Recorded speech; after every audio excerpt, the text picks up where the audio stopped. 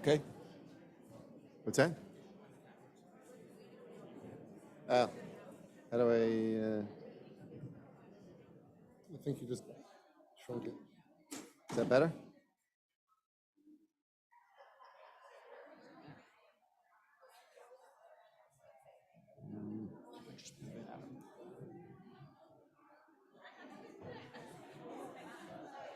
I'm just going to hide it. Perfect.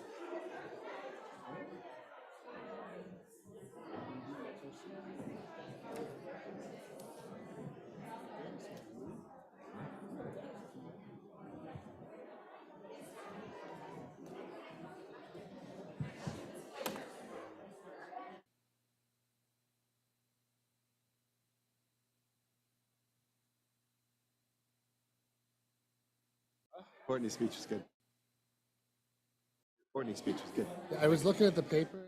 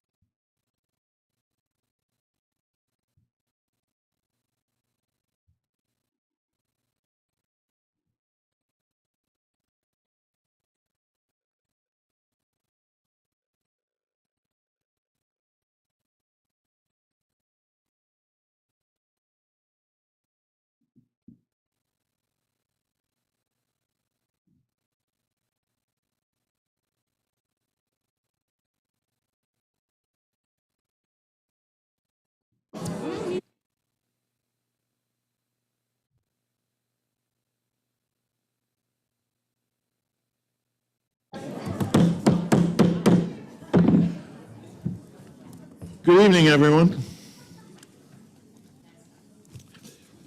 Please rise for a salute to the flag, followed by a moment of silence for the mother of Colleen Testa. Pledge allegiance to the flag of the United States of America and to the republic for which it stands, one nation, under God, indivisible, with liberty and justice for all.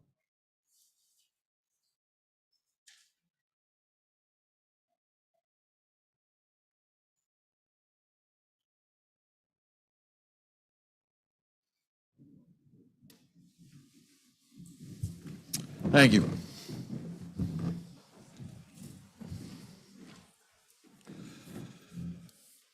Item D, approval of minutes of April 7th and 26th. And item E, acknowledgement and acceptance of financial reports and budget transfers as printed. Do I have a motion? Move. Second? All in favor? Aye. Item F, communications to the Board of Ed. Communications were received from Catherine and Scott Braun, Marilyn Rich, Karen Thompson, David, and Vincent Ciro. Item G, Mr. McNamara, the superintendent's report. Thank you, Mr. Greco. Good evening, everyone. Thank you so much for being here tonight. I'm John McNamara, the superintendent of schools. I have a few items to report on tonight, but always like to start with some good news. We had Teacher Appreciation Week this week, and I just want to take a moment to thank our entire teaching staff. This has been a challenging few years for all of us, and certainly for those in education. And our teachers in our school district have just done such an outstanding job managing all of the challenges that have come with our pandemic. Really, it's nice to take a moment this week to recognize all of their efforts. So I thank all of our teachers for everything they've done. I thank our PTAs and our parent organizations for really having outstanding celebrations for our staff in all of our buildings. Some really outstanding lunches that were done. We're so thankful for that. So thank you to our teachers. Thank you for recognizing them.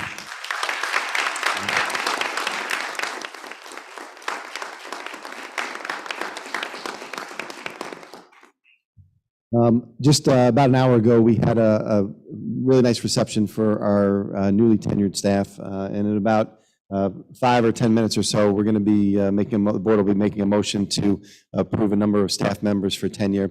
They're all here with their families this evening. It was really nice to get to meet their families and celebrate such an outstanding milestone in their careers. We are truly fortunate to be granting tenure to an outstanding group of educators, an outstanding group of people. We have just an exceptional class of folks that will be receiving tenure tonight. So if I would ask if they all wouldn't mind just standing and being recognized, and we can give them a round of applause. Courtney Eisenzoff, Deanna, yep.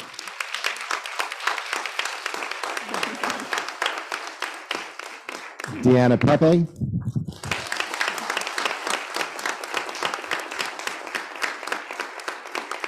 Megan Prokesh.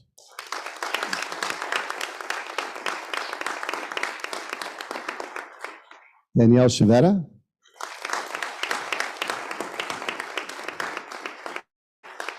Donna Schulman.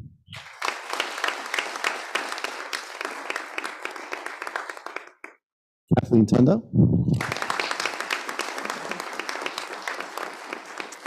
And our administrators receiving tenure tonight, Anthony Cedrone.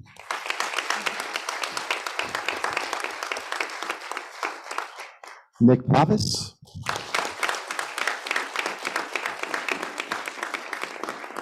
And Julie Rossley. Congratulations to them all.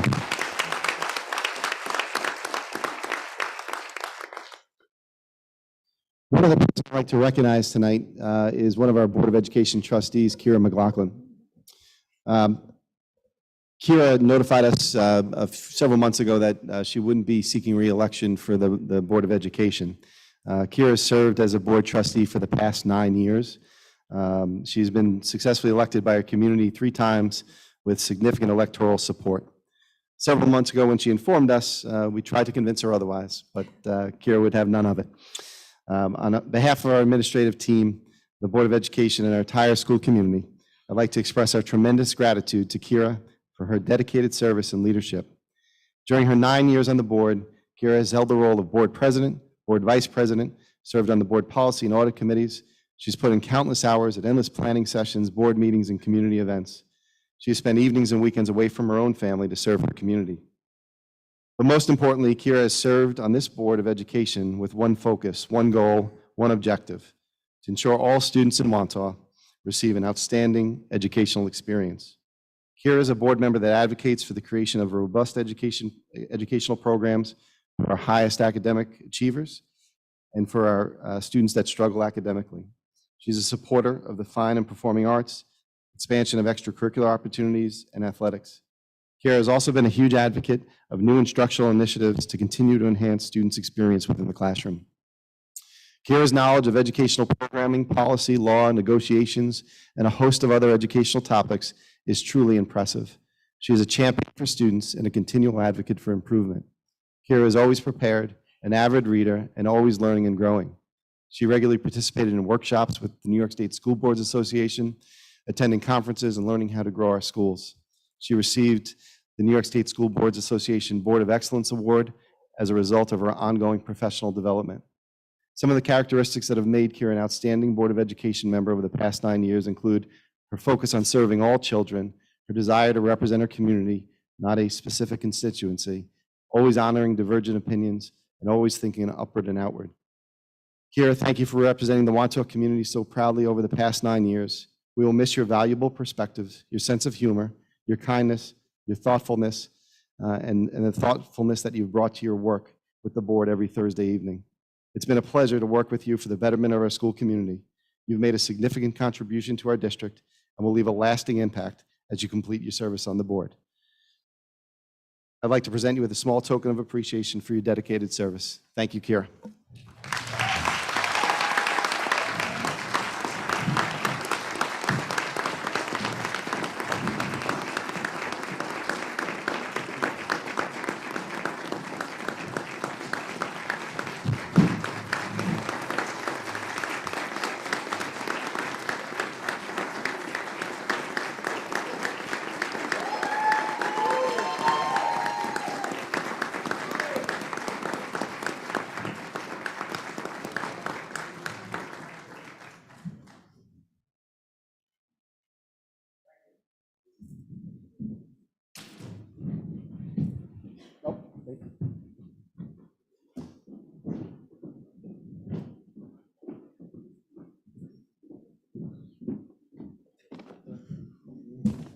All right, how do I go from that to a COVID update? I don't know how to do that.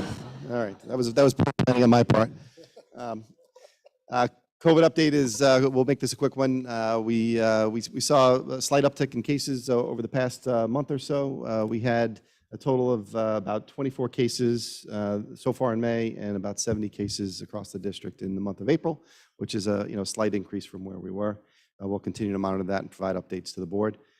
Tonight is also our formal budget hearing, so that'll be the bulk of my presentation, and we'll do that at the conclusion of the business meeting. So I'm going to turn it back over to Mr. Greco. Thank you, Mr. McNamara. Item H, report of the administration. Item H1, personnel actions, instructional staff. H1A, administrative tenure recommendations, and H1B, tenure recommendations. Do I have a motion? Move. Second. All in favor? Aye. All right, it's official, folks. Give another round of applause.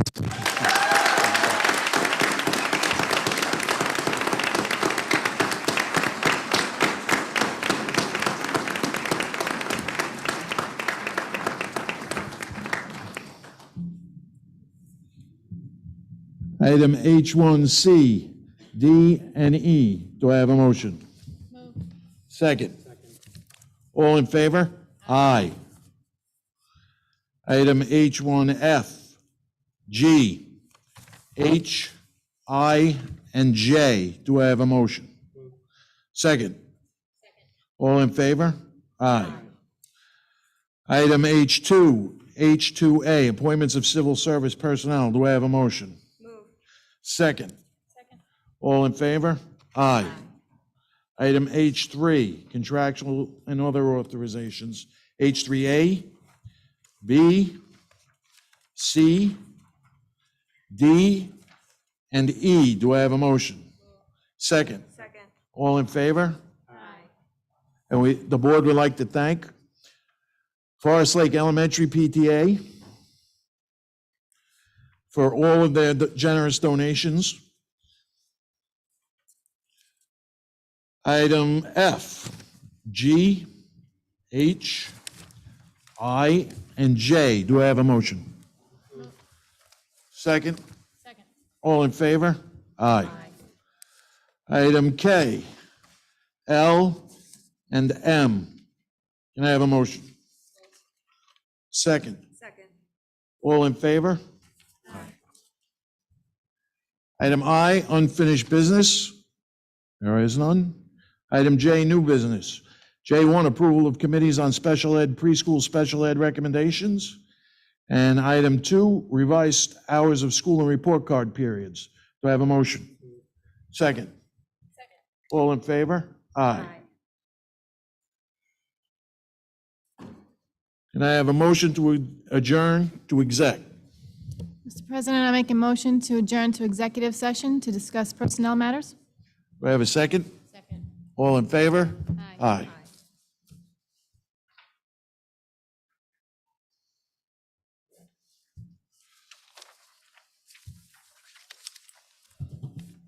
All right, we have our student government. Emma, Angelina. Hi, good evening. I just wanted to thank the board as we As we near the end of the school year, I just wanted to thank the board for taking times out of their meetings to allow me and Emma to speak. Currently, there are AP exams going on in the high school. The junior prom is set for May 14th, which is very exciting because it's the first junior prom since COVID hit. Autism Acceptance Month was a success. Student government really highlighted the importance of this month, and we look forward to keeping this tradition in years to come. On Monday, members of the Wantagh High School community will be wearing baseball jerseys to remember Long Beach student Laser LaPena, who passed away tragically at the age of 10 during a Little League game. There will also be a blood drive on May 20th in the North Gym, so please try to donate if you are able to. The band concert will be on May 19th, and the chorus and orchestra concerts will be on May 24th. Sports night is set to be inside again on May 21st, which all the girls are so excited for, and we want to give a huge thanks to the board, Miss Keene, Miss Grange, and Miss Pepe for making this all happen. The departmental awards night will be on May 16th, and there will also be a senior awards night on May 31st. Thank you.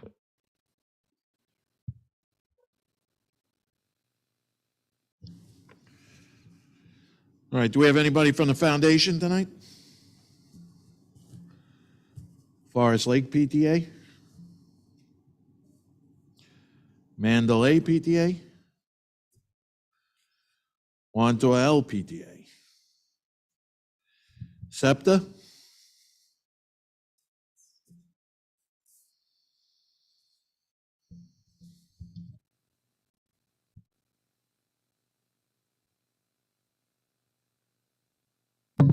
Okay, good evening. SEPTA would really like to extend our heartfelt thanks to the entire Wantagh school community for your involvement and all of the creativity that you put into your Wantagh Autism Awareness and Acceptance Month. I happened to see the display case in the high school last week, and I thought it was wonderful. I've seen so many wonderful things on the school websites and the Instagram pages. And on behalf of the rest of the executive board and all the members of SEPTA, we thank you. I'd also like to extend thanks to all of the parents, the educators, community members who participated in our very successful Boone Supply fundraiser this last month. All of your participation led to funds that will be used for our scholarships this year. If you were not able to make a purchase yet, Boone Supply is still accepting purchases, and we will be able to get some of the funds for that for perhaps some scholarships for next year or events or teacher grants. So you can always go to boonesupply.com, that's BOON supply.com, look for the Wantagh SEPTA fundraiser, make your purchase, the delivery will go right to your home. So we thank you for that. Just a final note, our SEPTA last meeting of the year will be taking place on Tuesday, June the 21st, and that will be held in the Wantagh Middle School IMC at 7:30 p.m. It is our most sentimental meeting of the year. It is when we bestow the Friend of SEPTA Awards to the chosen nominees. If you would like to nominate someone to be an honored recipient, you can complete the form found on the Wantagh SEPTA page located on the school district website. Thank you. Thank you.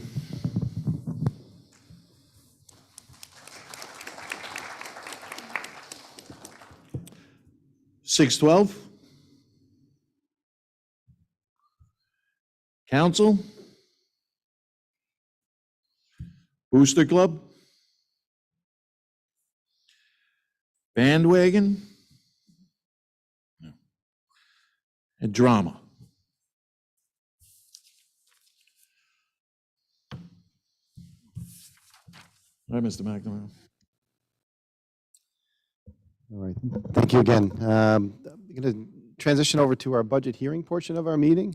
Just to give an update, we have been over the past several months doing some work to prepare for our upcoming budget vote, which will be on Tuesday, May 17th. So we're just going to provide some background on our budget development process, and provide just an update to the community about that. This gives you a little bit of an idea just of our process and how we kind of work through the budget. We start back in October working with our different budget managers, November and December, we're really compiling and putting the budget together for a first draft for January for the Board of Education to review. In February, we're really focusing on our staffing as the middle school and high school are completing some of their scheduling, the course requests for kids, and we put that data together as well. And then we start our community forums. March and April are when we're really sharing with the community where we are in the budget process, getting some feedback. I thank all of our community members that attended our forums. We held 4 forums throughout March and April. And then we held a series of focus groups as well. The focus groups are just small group conversation. We had a number of folks that signed up. Myself and Mr. Cedrone, our Assistant Superintendent for Business, met with small groups of community members and just got their feedback about the budget and the budget process. We highlighted several things, and it's helpful. It helps inform some of our decision making. So I once again thank all the members of our community that participated in those focus groups as well. And then in April, the board adopts the budget, and tonight is our hearing leading up to our budget vote on the 17th. I also want to just take a moment to thank our PTAs. We did a presentation for 612, Council, SEPTA, Bandwagon last week, and we met with the Wantagh LPTA on Monday evening, and then we'll be meeting with the Mandalay and Forest Lake PTAs at the beginning of next week as well. And it's just, once again, another opportunity to discuss the budget and hear questions and concerns. So we look forward to those upcoming meetings. Our goals for the budget for the 2022-23 school year, we had some challenges last year with our budget not passing on the first vote and going to a second vote. Unfortunately, we lost some program along the way and had to make some real difficult decisions about program. So really our primary goal this year was to make some restorations to our budget to lost program. And we're excited that we're able to do that and add some additional new program as well. Every year we review course offerings and we look to enhance program. So we did that. But we also this year wanted to focus on mental health. All of our students have faced some, a challenging couple of years, and really looking for some ways to provide some more supports. And we did that through an addition of a social worker for next year that we're recommending in this upcoming budget, as well as a partnership with Northwell Health to provide some additional mental health supports for our district as well. We also, last year through the budget process, had to reduce some of our infrastructure projects for technology. Those are our computers and smart boards in our classrooms primarily, our Chromebooks. So we are recommending the addition of some of those infrastructure projects as well. Some capital projects, some facilities projects that I'll touch on in a second, and then also to enhance some of our security in our buildings, which we made some reductions this year, so we look to enhance that next year. This is where we currently stand. This is the budget the board adopted a couple of weeks ago. We are at a overall tax levy increase of 2.12%, which is just below our tax levy limit, about $2,000 below that. Our approved budget for last year was an $82 million budget. It was $82.7 million. This year, we're proposing an $84.9 million budget, which is a $2.2 million increase. That's being offset by some increases in state aid that I'll touch on in a moment. And then our tax levy increase. The tax levy is the portion of the budget that our taxpayers pay, that our homeowners pay, that are paid through local property tax. Last year, it was a $62.3 million tax levy, and we're proposing a $63.6 million tax levy increase for a total tax levy increase of $1.3 million, and that's that 2.12%. These are some of our big estimates in terms of revenue. Always important to take a look at that. I really highlight this just to give you a breakdown of some of the different sources of revenue. The bulk of our budget is paid locally through our property taxes. That's the $63.6 million we're proposing. But then that's offset by our state aid, right? Our state aid is increasing pretty significantly this year for us. It's been something that's been fairly flat over recent years. You can see last year we had $18.4 million in state aid. This year it's increasing to $19.2 million, which is an $850,000 increase. That's primarily coming from one category, which is something called foundation aid. Foundation aid is the biggest portion of aid that we receive from New York State, and it's really unrestricted aid that we can use for various things. New York State had frozen foundation aid for a long time, going well back to 2008, 2009. Our governor made a commitment to reinstate foundation aid to the levels that it should be at. And that's really, this is the first portion of that. They're proposing in New York State to do that over 2 years. So this is the first increase, and we hope to receive a similar increase next year as well. That's what they've promised. So this will help offset a lot of the big drivers in our budget. To give you a sense of that, one of them is healthcare. Our healthcare premiums are going up 12%, which is significant. That's almost $1 million in our budget. So I'll speak to that in a second. These are the programs we're looking to restore. Security, I mentioned. Some additional support in our ICT model at the secondary level with some increased contact time. That's our co-taught model for special education. Mental health support, I mentioned. Middle school athletics, unfortunately this year we had to reduce our middle school athletic teams from where there were 2 teams, a 7th grade team and an 8th grade team in some situations, to just a single team, a 7th and 8th grade team. That was part of what we lost when the budget went down for the first time. That was part of the program reduction, in addition to a number of other reductions. And this budget proposes to restore that as well. We also reduced 3 administrative positions last year. We're proposing the restoration of one of those, which is at the elementary level, to support our elementary curriculum and instruction. We had 2 leaders of elementary curriculum and instruction in the last year, and we're proposing restoring one of those positions. And then the technology infrastructure that I mentioned earlier. New items in the budget, some new course offerings at Wantagh High School in the area of business, the arts, engineering. I applaud our art department for their continued creativity and new ideas there. So we look forward to the expansion there. And then our business department is retooling some of their offerings as well. So we're excited about those. The mental health support I mentioned, and then some academic supports in reading and math as well. We're also, this year, we're really excited to add a universal pre-K program at all 3 of our elementary schools. New York State provided us with a grant last year to do that for 64 spots for students. That was 64 free spots for pre-K. And we got word of that grant late, put together a program over the summer. We had a lottery for that. We had about 130 families that applied for those 64 spots. And as I mentioned, had 1 class at each of our buildings. We're going to be expanding that next year. The grant has been expanded that we are receiving from New York State. We're going to be able to service about 107 students from across the district. We had a very similar response this year. In January, we held a lottery, and we had about 130 families that responded, and initially only could award the 64 spots. Now with the additional monies, we're going to be able to expand that. We'll be hosting 3 UPK classes at Wantagh Elementary, 2 at Forest Lake, and 1 at Mandalay. So we're excited about the continued expansion of that program. And our only concern really is space going forward. You know, we've stretched our elementary spaces to accommodate those classes, but we're starting to get to our maximum there. So that's something, if this funding continues in this way, would be terrific.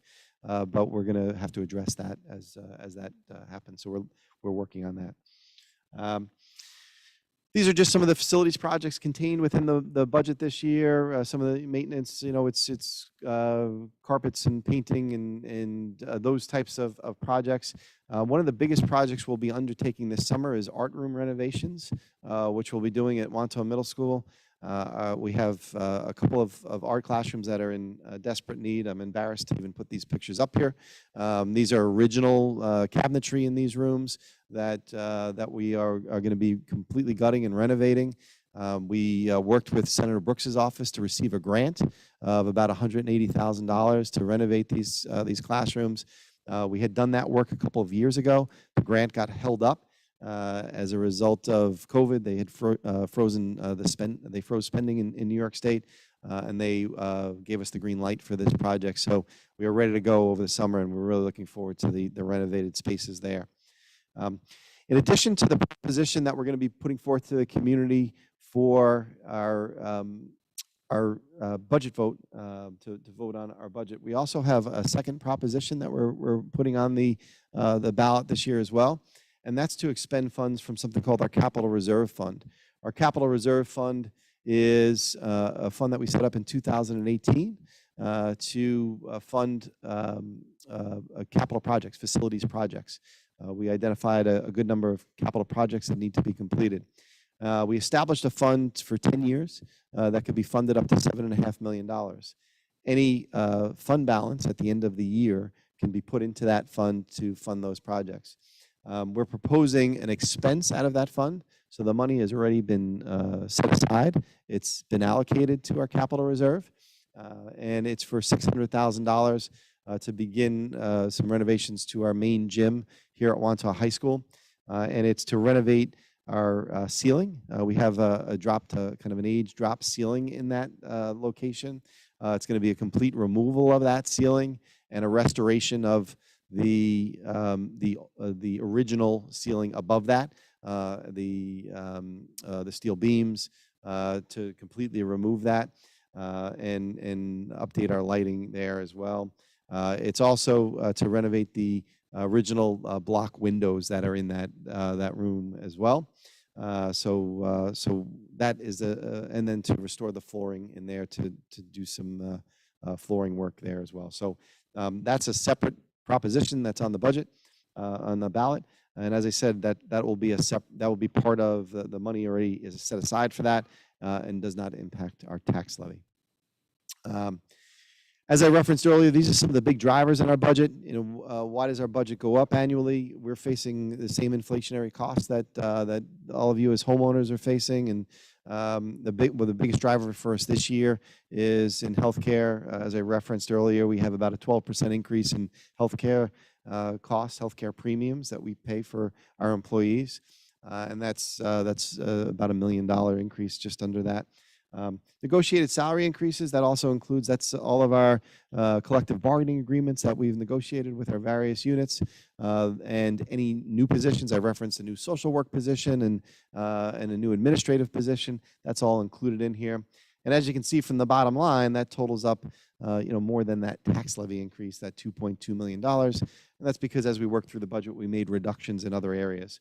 And then many of the other areas listed in there are really inflationary expenses. As I referenced earlier, you have some increases in just basic supplies that we're purchasing, as well as our energy costs that have gone up significantly, as everyone else's has. And where's our money spent? You can see here, 75% of our money is human resources, right? That's where we're an organization of people, and that's where we spend our dollars. 25% of our budget goes to the supplies and our energy and facilities and all those types of things. But the bulk of our dollars is spent on our staff. That's where and the benefits that go along with that. New York State Aid I really spoke to earlier, and that increase that is helping significantly with this budget, and we really anticipate New York State making good on that promise for next year as well. So hopefully really presenting a solid picture going forward. So in summary, we're at 2.12% for our tax levy increase. Budget to budget, it's 2.69%. We were able to restore some of our lost program that we're certainly excited about, as well as introducing some of our new program, as well as improving some of our facilities across the district. The vote will be on Tuesday, May 17th. It'll take place at each one of our elementary schools. At Wantagh L, we'll be in the auxiliary gym. At Forest Lake and Mandalay, we'll be in the main gyms there. The polls will be open from 7 a.m. to 9 p.m. And if you're not registered to vote, we have another voter registration day. Our district clerk, Elaine McGuigan, will have that on Saturday morning at 9 a.m. It'll be held right in our district office, in our administrative offices. We have great detail. I want to thank Mr. Cedrone for his outstanding work with the budget this year. He has put together a comprehensive website with all of our presentations that we've done, through each forum, all the budget detail. If you have insomnia and cannot sleep, please feel free to go through all that detail. It's all there for you. And certainly, if you have any questions about the budget at all, feel free to reach out to us. We're happy to answer any questions or any concerns you may have about our budget process as we go forward. And that will really conclude our budget hearing for tonight. I'll turn it back over to Mr. Greco. Thank you. Thank you, Mr. McNamara. The floor is open. No questions on the budget?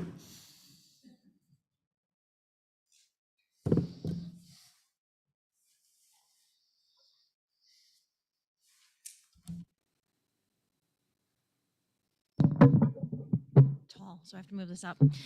Good evening. My name is Lauren McHale. I have 2 children in the Wantagh School District, one in middle school and one in Wantagh. I wanted to speak tonight in honor of Teacher Appreciation Week. I hope by now the board and the administration has seen the 2 articles that were published this week. In them, the community wrote to praise over 190 Wantagh teachers and staff.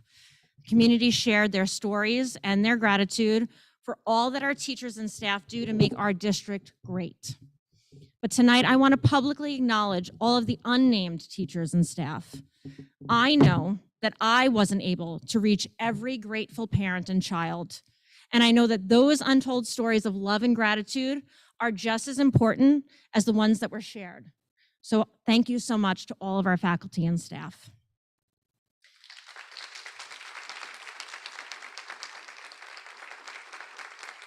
They deserve it. My son will be graduating middle school this year. I know that many of these board meetings have contained comments about the social emotional learning curriculum that is used in the middle school. I'm not sure if the community realizes that the district is required by law to teach SEL under the Dignity for All Students Act, which was passed in 2016. But I am certain that you, our board and administrators, are well aware of that. And I am grateful that you are continuing to teach our students how to be respectful and empathetic. And I hope you continue to make our middle school no place for hate.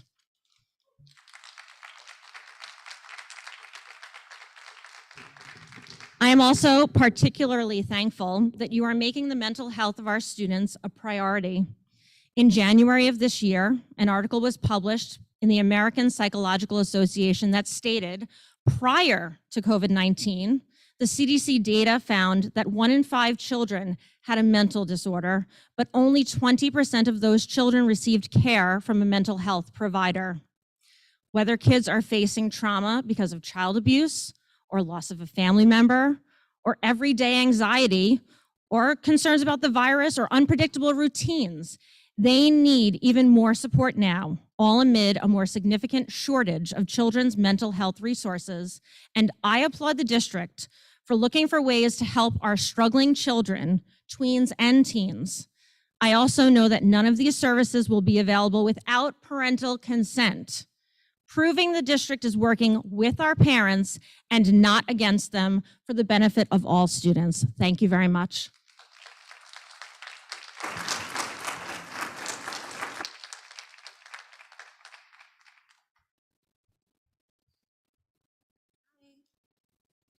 Hi, my name is Jill Jansen. I'm a Wantagh parent. I have 2 children who attend the school district. I am here tonight to represent a perspective that I don't think is often represented at these meetings. A recent NPR poll found that among parents of school-aged children, 82% agreed that their child's school handled the pandemic well, and I consider myself a part of that 82%.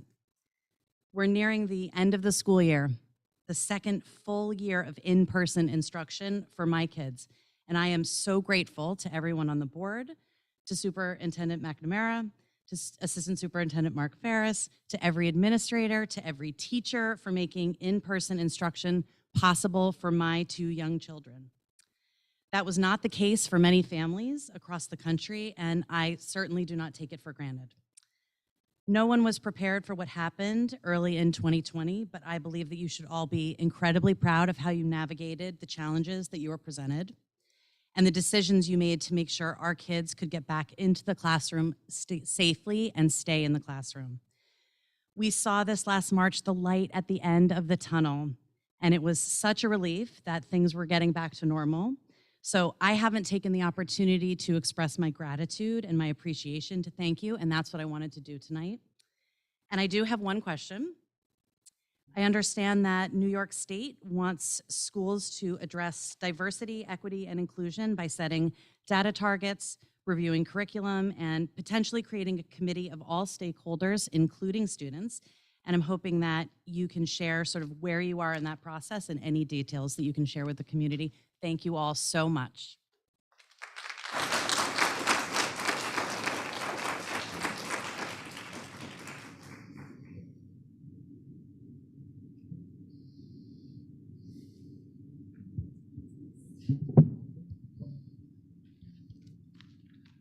Hi, my name is Denise Belling.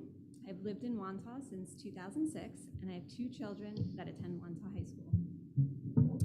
I wanted to take a moment to express my gratitude to the administration and the board for all that you have done to get us through these past 2 years. I believe that our district used sound judgment to navigate the pandemic and kept health and safety at their utmost priority, and for that I am very thankful. Looking back on the spring and summer of 2020, I can remember that people were genuinely frightened for their health and the health of their family and friends. It was a very difficult time for all of us, filled with uncertainty and dread. There was no roadmap on how to handle a pandemic, yet we all knew we need to push forward. With all that in mind, the plan that Wantagh School District put together for the fall of 2020 return to school was well thought out and comprehensive. We were able to return students in K through 6 full-time and our students in grades 7 through 12 with a hybrid schedule and live virtual classes the days that they were home. Both of my children were in the high school at the time, and while it wasn't ideal, I knew that our schools were doing all that they could to keep everyone safe and learning for that, and for that I am very grateful. I think that care and caution, but also a drive to push forward, carried through in the district's decision-making each step along the way. When it was time for the older students to return to the school full-time, it was done only after a plan was put in place to do so safely. And in the fall of 2021, when it became all about the mask mandates, I once again appreciated the pragmatic approach taken. Rather than make rash decisions that could backfire on the district, letters were sent to New York State in June of 2021 and again in February of 2022, asking the state for the metrics for our community to use as a guideline to assess our local situation.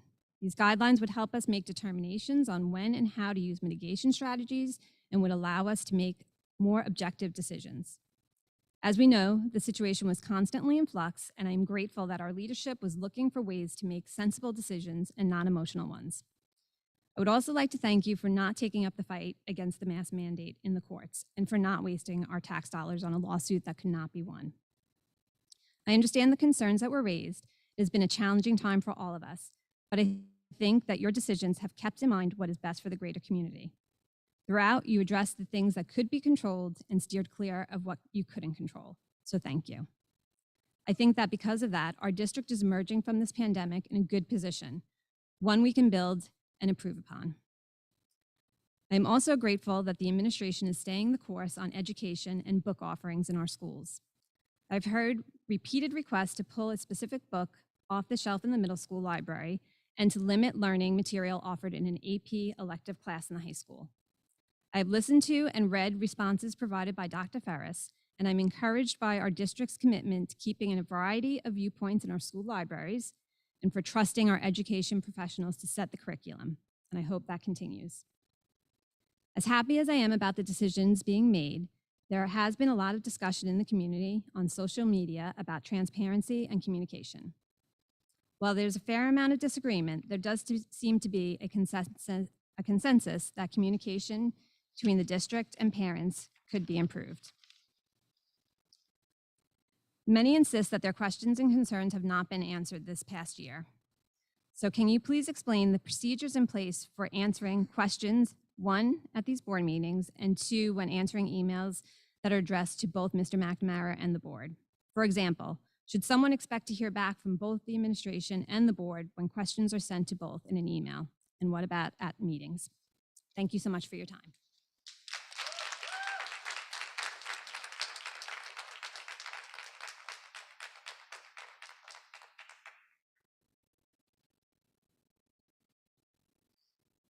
I'm so moved and inspired. I have no prepared thoughts, but it's quick. I am also, my name is Jennifer Visnot. I have one student in middle school, and I do also want to share my appreciation for this district and the work that you have done. I have friends who live in Jersey and are also in New York City at the Board of Ed, and their pandemic experience was completely different. And I told my son, when you go to college, it's going to be very strange. You're going to have this entirely different story about how you got to go to school and your district handled it in such a way that you could still be in person and not, have that kind of experience. And I'm very grateful for that. I've just seen a report, I didn't get to finish reading it, about this grand experiment that has happened on our children and what happened to so many kids when they were stuck and not at school. So thank you so much for that. And thank you again for your attention to the academic needs of our students and their social and emotional health and so much more that was so eloquently shared earlier. I want to express my gratitude and thanks.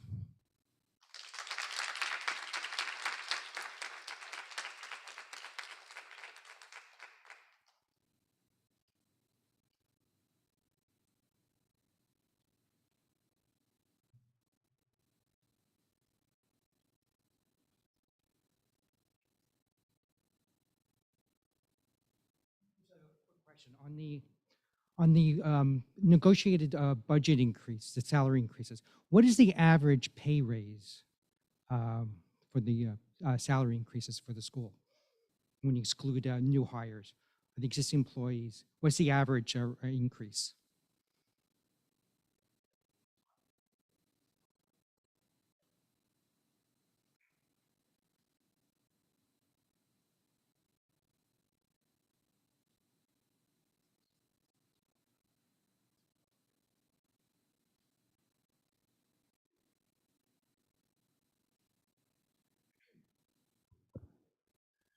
All right, seeing no more questions, we'll end our public comment period. Thank you all for participating in that. Much appreciated.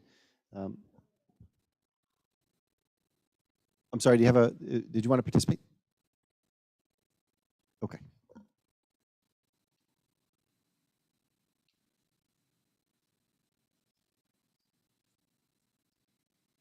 I'm Jean DiBiase. And I'm curious regarding if anyone has seen the documents dropped by Pfizer. They've been forced to, they wanted to hide it for 75 years. And now they've been forced to drop it by $55,000 a month for the next 9 months. So this is very quick because so this is a Fisa data dump. Is 270 pregnant women were tested and 238 went AWOL. As of 32 remaining, only one live birth out of 32. The others are various cases of spontaneous abortion or fetal death. And this is coming from the Fisa documents that were dropped. So on that note, I know someone here made a comment about thanking you for not being a part of with the other school districts to write a letter for parental choice and being a part of the other school districts like Massapequa. I disagree. I know that there's two sides. There are people that believe it's fine, other people that don't. And those that right now, with what's been going on all this time, people have been forced to wear masks. That's one-sided. Those people are happy. you have the other side that would like choice. If you would like to wear a mask or get a vaccine, it's their choice to put something in or on their body. So we're asking, and it should be this way, because in the end, this is America. We should be free to make our own decisions. We would like the school to be a part of other schools fighting for parents and for kids. If all of the school districts got together and did this, I guarantee we would have a different outcome. I think it's very important because when you don't have a lot of people coming together, you see what's happening. And in other states, they're coming together. Look at Florida. Everyone said, "Oh, it's going to be so bad. Look what they're doing better than any other state." And South Dakota. Please, this is very important for kids and parents. Kids don't need to be in masks, they're not the problem. And all the Fisa dumps that have been coming out are, why do you think they wanted to hide it for 75 years? I think that is already telling. And they had 10 pages, small font, of all of the injuries and death of people that are lifelong and will not be changed.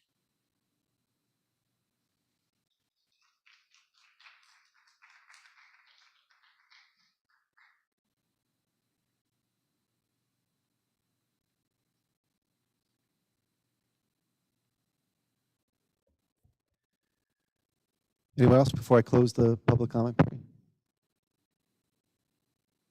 Okay, thank you. I'll close the public comment period. Thank you all for your participation.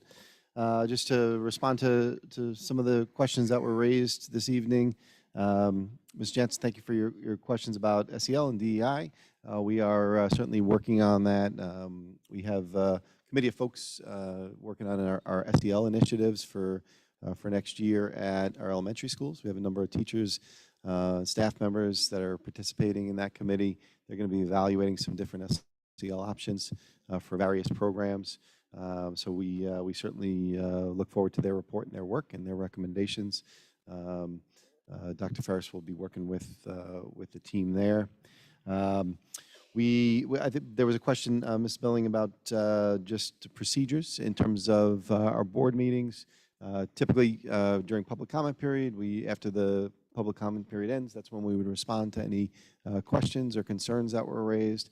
If it's something that I can't respond to immediately, then I'll respond at the next day to that particular person that raised that question. In terms of emailing, typically the way it works is if someone emails myself and the Board of Education, I then respond on behalf of the board to that. The Board of Education are volunteers. They're not tied to their emails.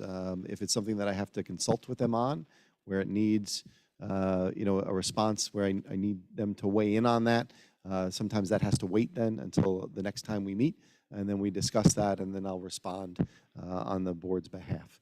That's typically the way that process works. There was a question about our negotiated salaries.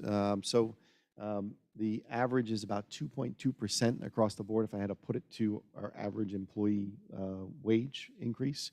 And then there's lots of different portions of that depending on the bargaining unit and their particular situation. Some of our bargaining units have steps that are built in that they progress on, and the steps have different values. And then any increases in that salary schedule from year to year. Other units do not.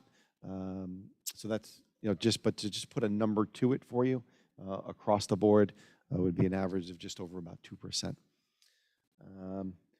And Ms. DiBiase, I'm not familiar with the Pfizer information that you provided, and I understand your position in terms of vaccinations that you've brought to our attention before. So I appreciate your comments as well.